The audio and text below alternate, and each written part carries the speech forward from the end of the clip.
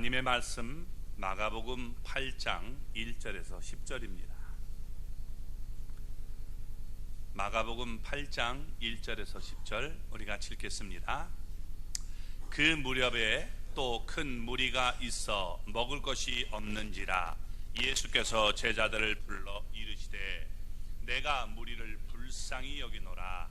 그들이 나와 함께 있은지 이미 사흘이 지났으나 먹을 것이 없도다. 만일 내가 그들을 굶겨 집으로 보내면 길에서 기진하리라. 그 중에는 멀리서 온 사람들도 있느니라. 제자들이 대답하되 이 광야 어디서 떡을 얻어 이 사람들로 배부르게 할 수 있으리까? 예수께서 물으시되 너희에게 떡 몇 개나 있느냐?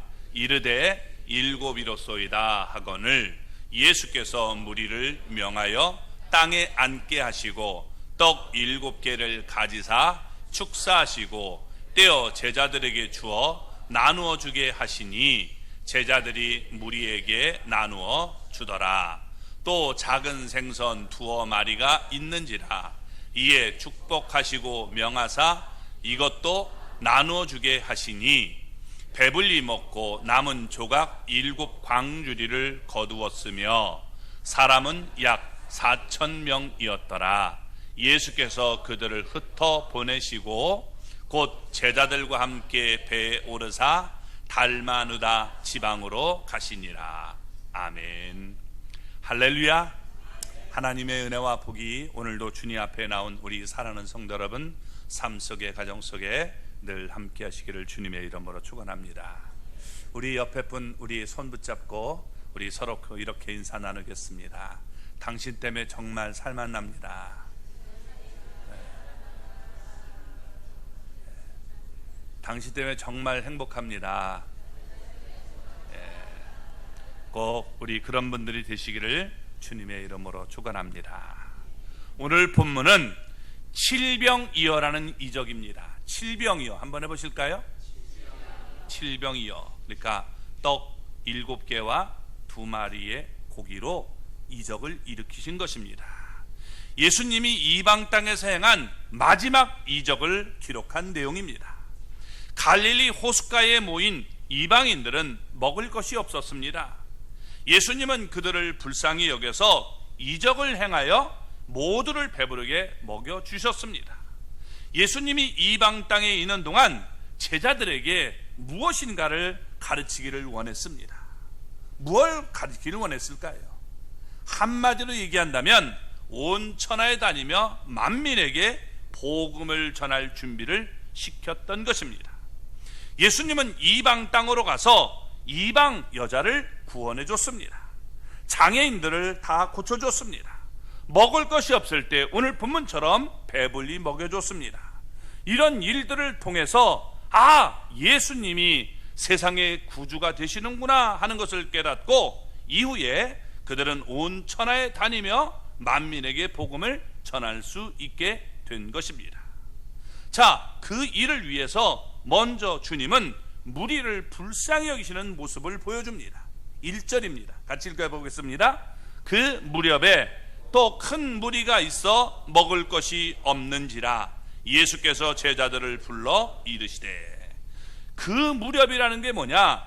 예수님이 이방 땅에서 활동하던 때 쭉 돌아오선 그때를 지금 얘기하고 있는 겁니다. 사람들은 예수님이 계신 곳으로 각종 장애가 있는 자들을 데리고 와서 예수님 발 앞에 앉혔습니다.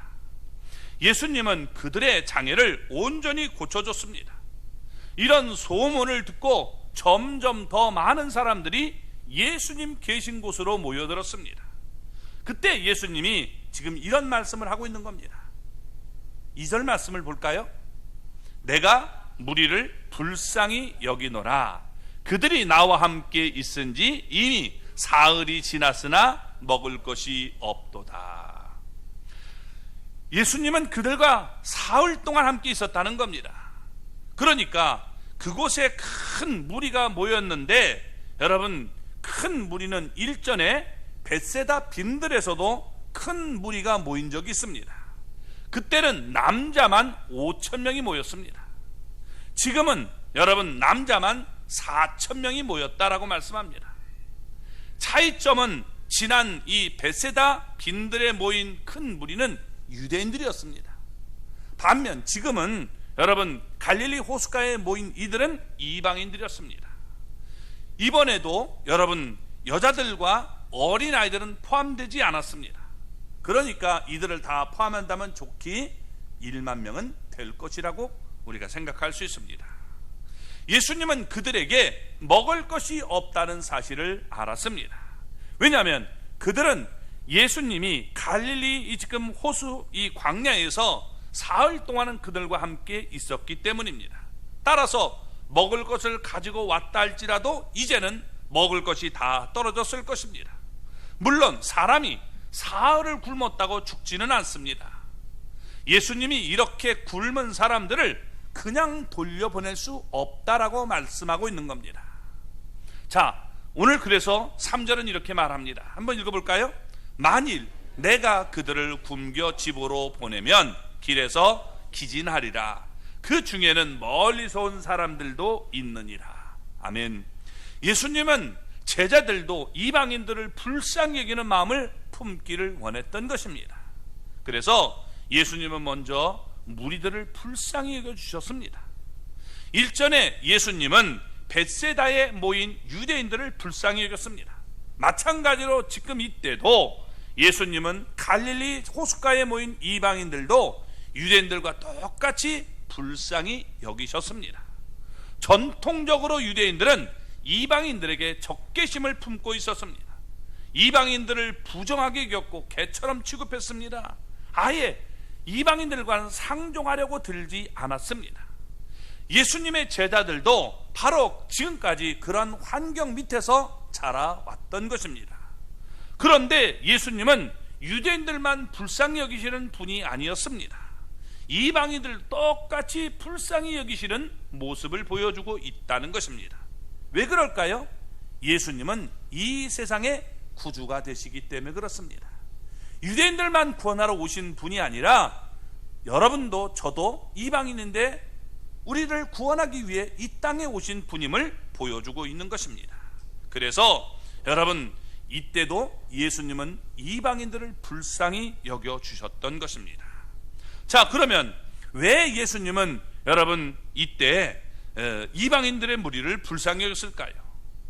예수님만이 참 생명과 풍성한 삶을 줄 수 있는 분임을 제자들에게 보여주고 있는 것입니다. 요한복음 여러분 10장 10절을 우리가 보면 이렇게 말하죠. 내가 온 것은 양으로 생명을 얻게 하고 더 풍성히 얻게 하려는 것이라 라고 말씀합니다. 그러니까 예수님은 우리에게 생명을 주시는 것만이 아니라 더 풍성한 여러분 것을 얻게 하려고 오셨음을 보여줍니다. 예수님은 그들이 처한 힘든 상황을 이해했기 때문에 제자들에게 이방인들의 무리들의 처한 어려움을, 어려운 상태를 4가지로 지금 설명하고 있습니다. 먼저 그들이 예수님과 함께 있은 지 이미 사흘이나 지났다라고 말씀하고 있습니다. 자, 여러분 2절 우리 중반절을 볼까요? 그들이 나와 함께 있은 지 이미 사흘이 지났으나 먹을 것이 없도다. 예수님과 함께 광야에 여러분 사흘 동안 있었단 말이에요. 갖고 온 것도 여러분 떨어졌죠. 또 이 가지고 와도 사흘 지나면 어떻게 되겠어요?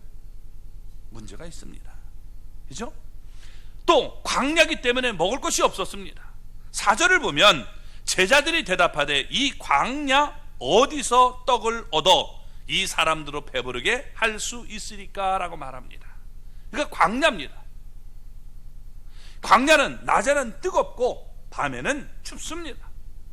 근처에 사람들이 사는 집이 없기 때문에 먹을 것이 없으면 굶어야 되는 것입니다. 그들은 예수님이 행하는 놀라운 일들을 지켜보느라 예수님 곁을 잠시도 떠나지 못하고 있었던 것입니다.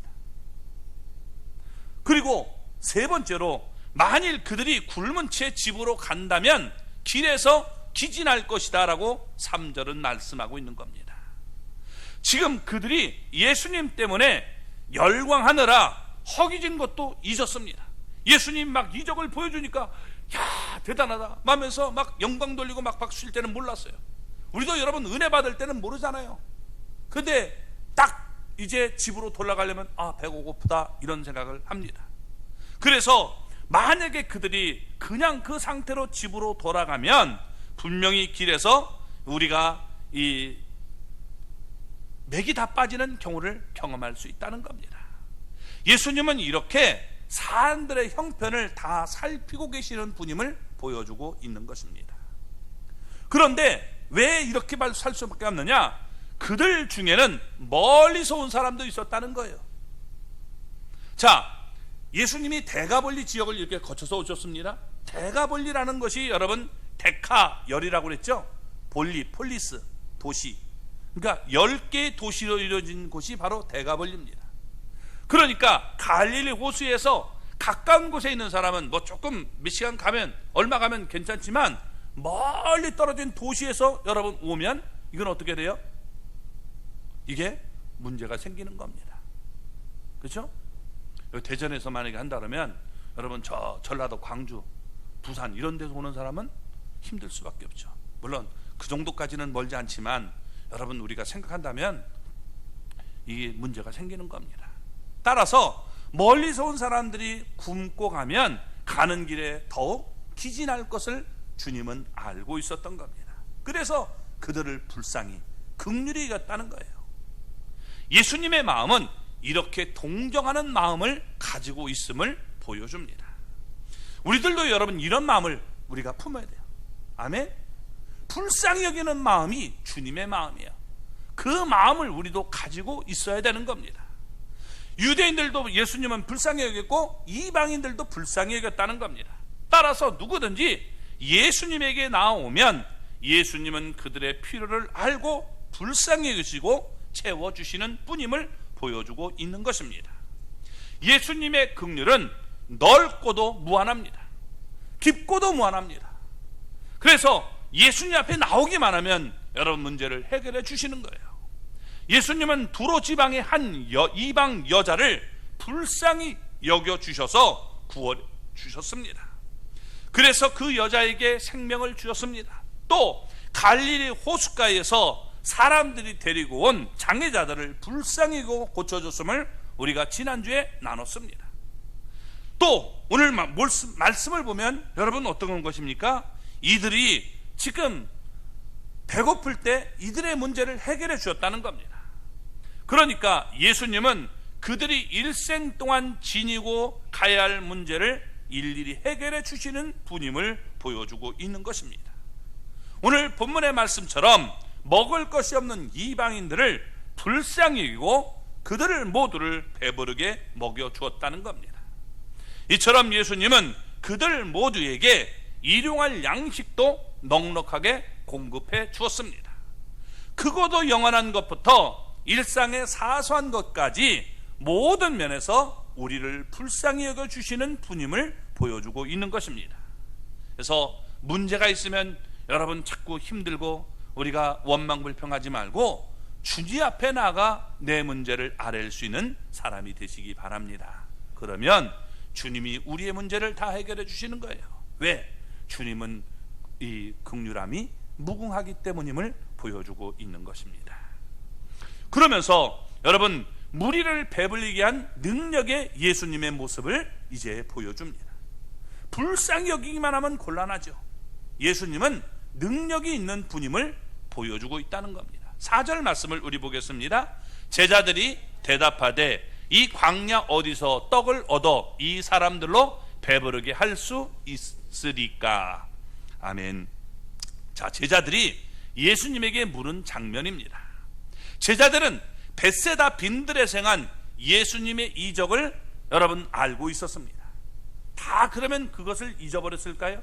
아니요. 너무나 충격적이었기 때문에 잊을 수가 없었던 것입니다. 바보가 아닌 이상 여러분 얼마 전에 했던 이 오병이어의 이적을 어떻게 잊을 수 있겠습니까?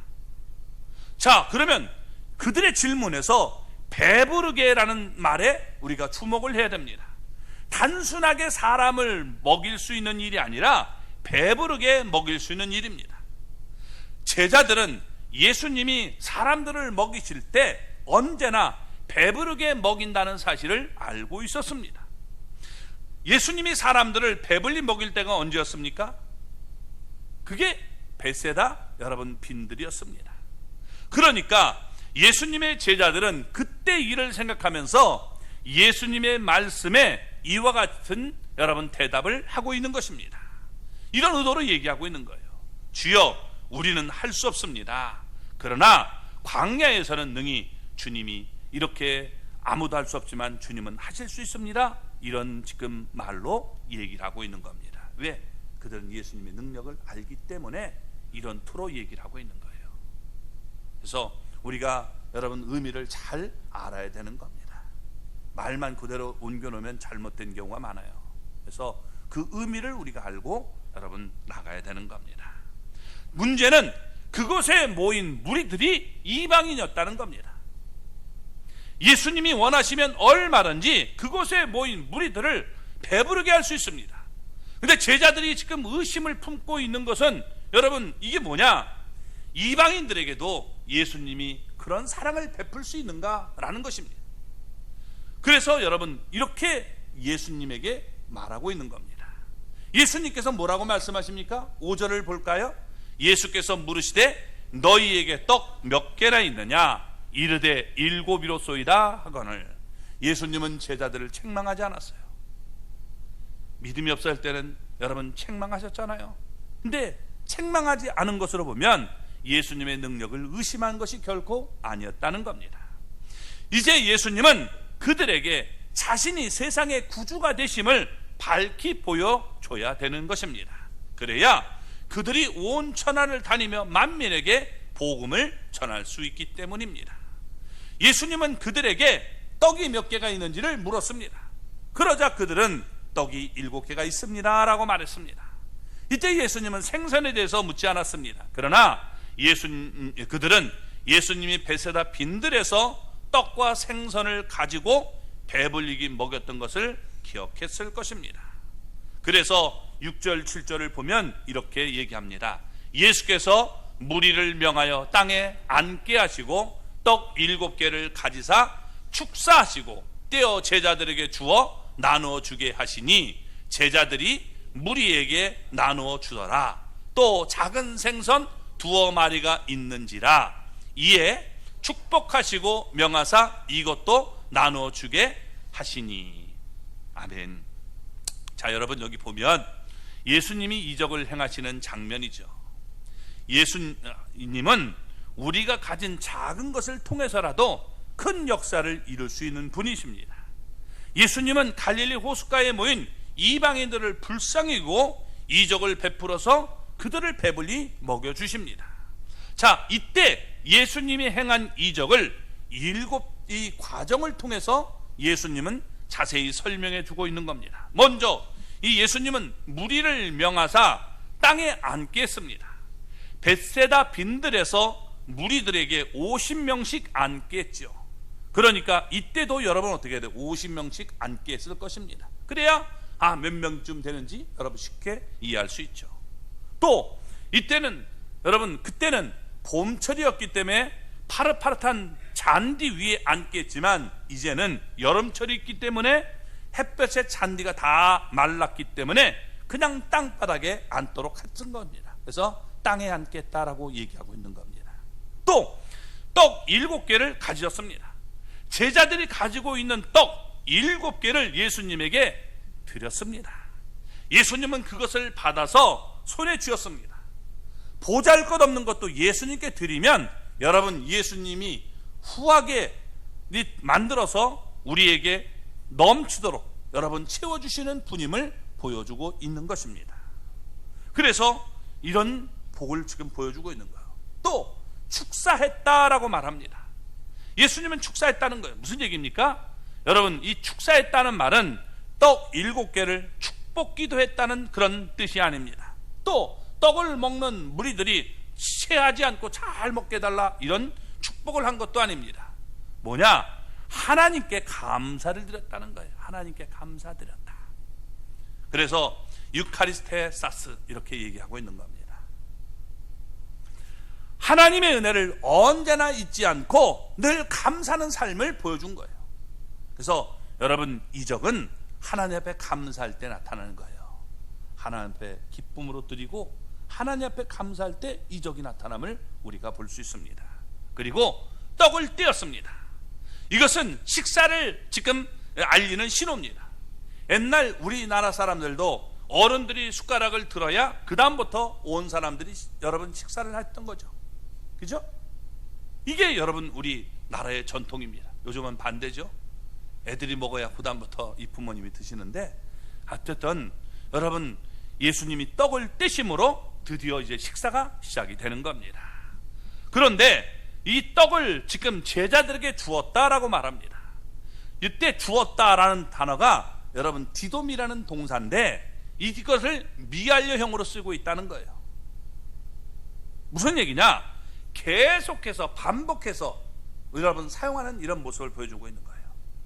그래서 이때 이적이 일어났음을 우리에게 보여주고 있는 겁니다.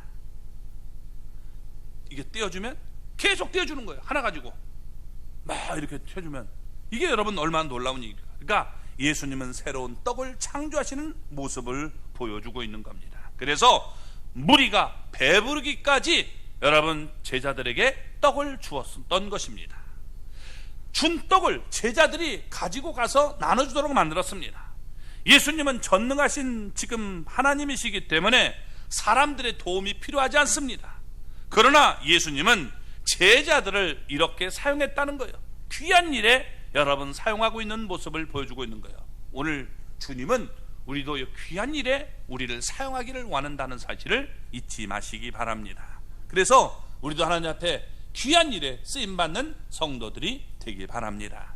그리고 생선도 그와 같이 했다라고 말씀합니다. 성경에 예수님이 작은 생선 2마리를 가지고 축복하셨다라고 말씀합니다. 이 의미도 여러분 하나님께 감사했다는 겁니다. 그래서 예수님은 무리들이 떡과 생선을 곁들여서 맛있게 먹도록 만들어 주었던 것입니다. 오늘 여러분 우리가 잊지 말아야 될 것은 감사할 때 이적이 일어나는 거예요. 예수님은 벳세다 빈들에서 유대인들을 위해 떡과 생선을 창조해 주셨습니다. 또 예수님은 갈릴리 호숫가에서 이방인들을 위해 떡과 생선을 창조해 주신 것입니다. 이와 같은 일은 예수님만이 하실 수 있음을 보여주고 있는 것입니다. 여러분, 예수님은 그냥 우리 알고 있는 성인이 아니에요. 예수님은 하나님이심을 우리에게 보여주고 있는 겁니다. 그래서 여러분, 그 하나님을 우리가 온전히 믿어야 되는 거예요. 그래서 언제나 성경은 주 예수를 믿으라 라고 말하고 있는 거죠. 주라는 말이 하나님이라는 거예요. 그분이 나의 주인 되시는 분임을 얘기해 주고 있는 겁니다. 그래서 여러분 언제나 주 예수를 믿을 수 있는 분이 되기 바랍니다. 예수 구원자, 우리 구원자만 믿으면 안 돼요. 언제나 주 예수를 믿으라 라고 말하고 있는 거예요. 그래서 여러분 우리가 이런 하나님의 사람이 될 수 있기를 바랍니다.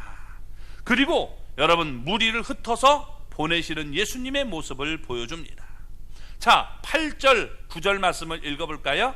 배불리 먹고 남은 조각 7 광주리를 거두었으며 사람은 약 4,000명이었더라. 아멘. 사흘이나 광야에서 있었기 때문에 사람들은 매우 허기졌을 것입니다. 이때 허기를 면할 정도가 아니라 모두 배불리 먹여주셨습니다. 예수님의 긍휼은 풍성하다는 것입니다. 예수님의 역사는 언제나 온전한 역사입니다. 다 배불리 먹고 난 후에 예수님은 제자들에게 남은 조각을 거두게 만드셨습니다. 일전에 벳세다 빈들에서 예수님은 남은 조각을 거두고 버리지 말라라고 말씀했습니다.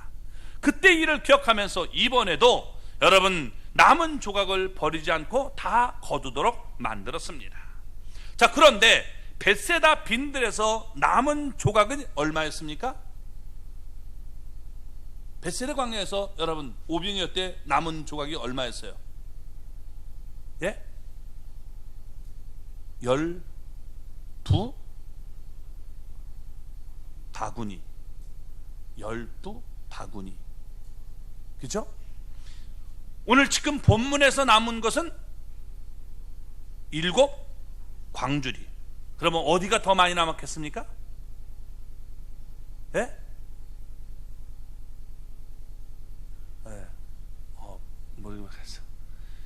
12바구니가 많겠어요? 7 광주리가 많겠어요? 예? 그렇죠. 그릇에 따라서 다르죠. 그죠? 예. 그릇에 따라 다른 말. 그러면 한번 생각해 보세요. 우리나라 바구니랑 광주리랑 어떤 게 커요? 보통 광주리가 몇 배 더 들어가죠? 그죠? 그러니까 여러분, 이때가 더 많았을 거예요. 자, 여기 지금 7과 12의 차이고 바구니와 광주리의 차이가 있다는 겁니다. 그러면 왜 그렇습니까? 여러분, 유대인들은 바구니를 주로 사용해요. 그렇기 때문에 여러분 어떻게 돼요? 이 12바구니를 남긴 겁니다. 그 용량이 광주리보다는 적은 겁니다. 반면에 광주리는 이방인들이 들고 다닌 것으로 유대인들의 바구니보다는 그 속에 들어가는 양이 훨씬 더 많습니다. 그래서 여러분, 사도행전 우리 9장 25절의 말씀을 보면 바울이 광주리에 담겨서 여러분 다맥색을 탈출합니다. 그러니까 이 광주리 안에는 사람이 들어갈 만큼 여러분 컸다는 거예요. 그죠? 그러니까 이거 얼마나 여러분 많이 있습니까? 따라서 이번에 거둔 남은 조각 7 광주리는 지난번에 거둬들인 남은 조각 12바구니보다 더 많은 양이었을 것입니다. 예수님은 제자들과 함께 이미 사흘이나 광야에 서 있었습니다. 따라서 저번보다 더 많은 양의 음식이 필요했을 것입니다. 예수님은 무리들이 배부르게 먹고 남은 조각을 7 광주리나 거두도록 만들었던 것입니다. 그렇다고 해서 예수님이 여러분 그들을 며칠 동안 먹을 양식을 한꺼번에 공급하지는 않았습니다. 오직 일용할 양식만 여러분 공급한 거예요. 이것이 예수님만이 하실 수 있는 능력임을 보여주고 있는 것입니다. 예수님은 전지전능하신 하나님이십니다. 이때 모인 무리의 수는 약 4천이었습니다. 물론 그 수에는 어린아이들과 여자들은 포함되어 있지 않았습니다. 그러니까 포함한다고 하면 아마 이 1만 명은 좋게 되었으리라고 상상해 볼 수 있습니다. 그러므로 이때 엄청난 양의 떡과 생선이 예수님에 의해서 창조된 것입니다. 없는데 계속 나오니까 여러분 창조되어 만들어지는 거죠. 9절 10절 말씀을 보겠습니다. 예수께서 그들을 흩어 보내시고 곧 제자들과 함께 배에 오르사 달마누다 지방으로 가시니라. 아멘. 예수님은 그곳에 있는 무리들을 흩어 보내셨습니다. 그들과 함께 광야에서 사흘을 보냈습니다. 그동안 예수님은 그들이 데리고 온 장애자들을 다 고쳐줬습니다. 또한 그들이 돌아가는 길에 기진하지 않도록 예수님이 그들을 배불리 먹여줬습니다. 아울러 예수님은 그들에게 하나님 나라의 일도 말씀했을 것입니다. 영육간에 그들의 필요를 다 채워주신 후에 그들을 흩어 보내셨다는 겁니다. 그런 후에 예수님은 그의 제자들과 함께 배를 타고 갈릴리 호수 서편에 있는 달마누다 지방으로 가셨습니다. 그곳은 갈릴리 이 게네사렛 땅에서 조금 남쪽으로 떨어진 곳이었습니다. 그곳을 여러분 마태복음 15장 39절은 마가단 지역이라고 불렀던 것입니다. 아무튼 예수님께서는 여러분 짧으면 몇 주, 길면 여러분 몇 달 동안 이방 지역을 제자들을 데리고 두루 다니면서 여러분 다시 갈릴리로 돌아오게 된 것입니다. 그동안 지금 제자들은 이방인 땅에서 무엇을 배웠는가? 예수님이 여러분 구주가 되신다는 사실을 깨달았습니다. 예수님은 이방인들도 불쌍히 여긴다는 사실을 몸소 체험했던 것입니다. 그러니까 예수님의 구원은 유대인들의 구원만이 아니라 이방인들도 하나님이 구원하신다는 사실을 분명히 보여줬습니다. 이 사실을 깨달았기 때문에 나중에 여러분 성령이 임한 다음에 여러분 그들은 온 천하에 다니며 만민에게 복음을 전할 수 있게 된 것입니다. 그 결과 우리도 예수님을 믿게 된 거예요. 예수님은 창조주 하나님이 되십니다. 또 우리를 구원하러 이 땅에 오신 그리스도가 되십니다. 우리를 구원하기 위해 여러분 아낌없이 우리에게 주시는 분임을 보여주고 있는 것입니다. 오늘 우리가 가져야 될 말씀은 무엇입니까? 여러분, 우리는 이렇게 여러분 불쌍히 여기는 마음을 가져야 돼요. 아멘. 우리 불쌍히 여길 수 있는 마음 갖기 바랍니다. 특별히 부부간에는 불쌍히 여겨주시기 바랍니다. 저도 불쌍한 존재예요. 저도 제 집사람을 보면 불쌍해요. 왜? 나이가 들어가니까 이게 제대로 보지도 못하고 듣지도 못해요. 뭘 얘기해도 자꾸 딴 말이에요. 예. 그러니까 여러분 이게 답답한 때가 너무 많아요. 그런 얘기 안 했는데 엉뚱한 얘기를 해요. 저희 집사람이 볼 때 저도 그렇겠죠. 그렇죠? 어떤 때 보면 냄새나는 저리 가라고 그러는데 뭐 노인네 나는 것처럼. 그러니까 여러분 얼마나 이게 그렇습니까? 그래도 어떡하겠어요. 그냥 살아야지. 네. 불쌍히 여기는 마음을 우리가 서로 가져야 돼요. 아멘. 예. 여러분 옆에 있는 사람 우리가 불쌍히 여겨주시기 바랍니다. 예. 그 사람이 그 사람이에요. 다 불쌍한 거예요. 그렇죠? 우리 김용원 집사님도 불쌍하고 우리 이경아 집사님도 다 불쌍하고 다 그런 거예요. 다 불쌍한 거죠. 그렇죠? 완벽한 사람이 어디 있습니까? 그렇죠? 네. 그래서 우리가 불쌍히 여기는 마음 가져야 돼요. 나이가 들면서 불쌍히 여기는 마음이 자꾸 들어요. 제 자신도 그렇고 다른 사람도 그렇고 그게 여러분 우리가 가져야 할 마음이 되는 거예요. 불쌍한 마음이 없다? 여러분 힘든 거예요. 그 다음부터는 어떻게 돼요? 내가 어떡하든 저 사람이랑 헤어져야 이런 생각밖에 안 드는 거예요. 그러면 안 돼요. 이 마음, 불쌍히 여기는 마음 하나님 앞에 우리가 허락해달라고 우리가 기도하시기 바랍니다. 그리고 예수님은 여러분 온 천하의 구원자가 되시는 분이에요. 이것을 우리는 세상에 전해야 되는 겁니다. 그래서 여러분 이 사실을 전하려면 예수님의 마음을 우리가 알아야 내가 전할 수 있거든요. 그래서 저도 불쌍하고 여러분도 불쌍하고 대통령도 불쌍하고 또 감옥에 간 여러분 대통령도 전 대통령도 불쌍하고 다 불쌍한 거예요. 불쌍히 여겼었으면 좋겠어요. 그래서 이런 마음을 우리가 가질 수 있는 모습이 되기를 바랍니다. 주님은 문제가 있는 사람이 주님 앞에 나오면 결코 돌려보내지 않았다는 거예요. 그들을 불쌍히 여겼습니다. 오늘 여러분 우리가 이 사실을 깨닫기 바랍니다. 그래서 우리도 여러분 세상에 예수님을 전하면서 불쌍히 여길 수 있는 그런 마음 우리가 달라고 기도할 수 있기를 주님의 이름으로 축원합니다.